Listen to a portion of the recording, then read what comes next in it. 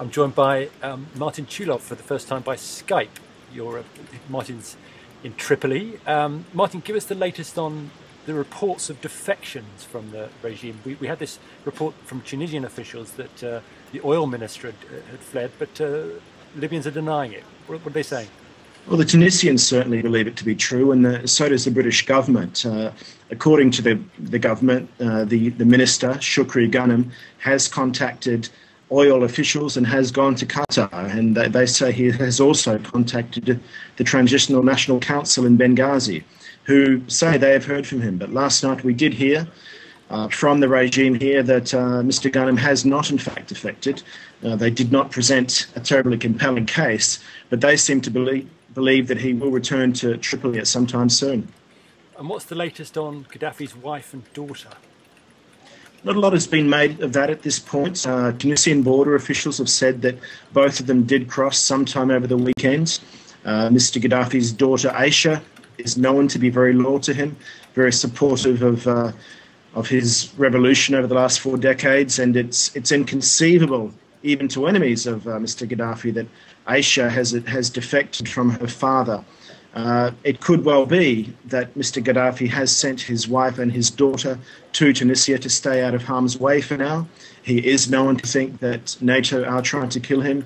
A bomb did go through the roof of his son's house, Saif al-Arab, and kill him. So for now, if indeed Aisha Gaddafi and her mother have left, it's thought to be that they are just taking temporary refuge in Tunisia. Now, this morning, NATO gave a very bullish press conference saying that they've done significant damage to Gaddafi's war machine. What's your take on it from Tripoli?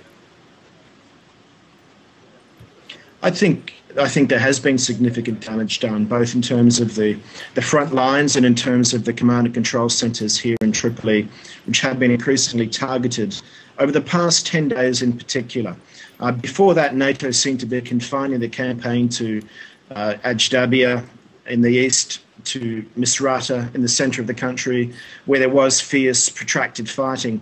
But that's changed recently. Intelligence headquarters have been hit, bunker complexes have been hit in Tripoli, and this has put a sense of trepidation into regime officials here.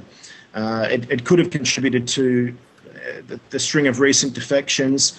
There does seem to have been a toll taken on the capacity of bureaucrats to get things done for now. And, we seem to be in a new phase of this conflict. It's not heading towards an immediate end.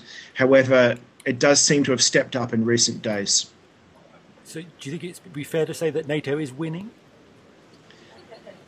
Look, it's difficult to know. It's fair to say that they, in their airstrikes, are taking a nightly toll. It is a slow burn war of attrition.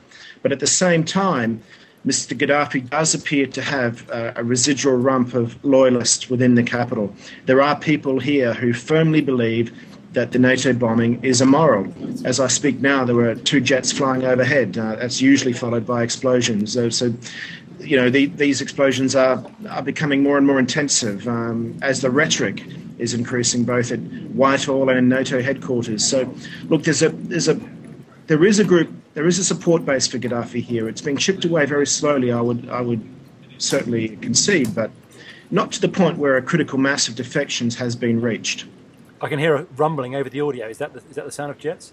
It is indeed. And is that a pretty regular sound over Tripoli? It certainly has been lately, and more daylight flights as well. We used to hear jets only between, say, 9 p.m. and 3 a.m., but certainly in the last 3 or 4 days, there have been a lot of daylight flights and a fair few explosions in the late afternoon. Overnight, there were reports of a pro-Gaddafi demonstration. Can you say more about that? There was a report on state TV around midnight that anti-opposition demonstrations had burst out spontaneously in Benghazi. And that report was repeated throughout the next hour and a half. It got a lot of momentum here in Tripoli.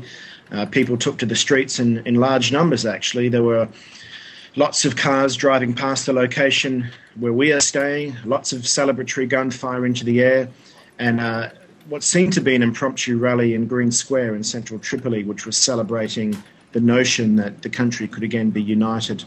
However, those reports, as several of them before, have been proven to be false. There were no demonstrations at Benghazi, but it just reaffirms yet again that this war has been increasingly played out as a propaganda war. There are so many smoke and mirrors here that it's quite difficult for citizens to divine what is true and what is not. Okay, Martin, thanks a lot. You're welcome.